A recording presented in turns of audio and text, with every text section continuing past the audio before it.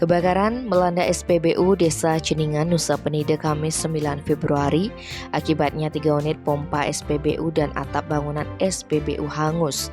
Diduga kebakaran tersebut akibat percikan api dari sepeda motor yang menyambar jerigen BBM.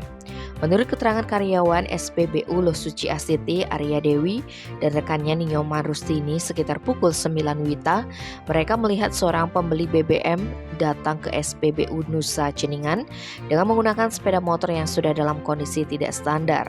Saat itu si pembeli membawa jerigen untuk mengangkut BBM jenis Pertamina. Setelah pembeli BBM tersebut menaikkan 2 jerigen BBM ke atas motor, tiba-tiba keluar api dari motornya. Karena panik, pembeli BBM itu meninggalkan motornya.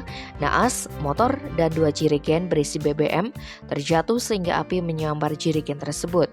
Akibatnya areal di SPBU terbakar, api baru dapat dipadamkan pada pukul 9.50. Tidak ada korban jiwa dari kebakaran tersebut, tetapi 3 pompa SPBU serta atap bangunan dan sepeda motor hangus.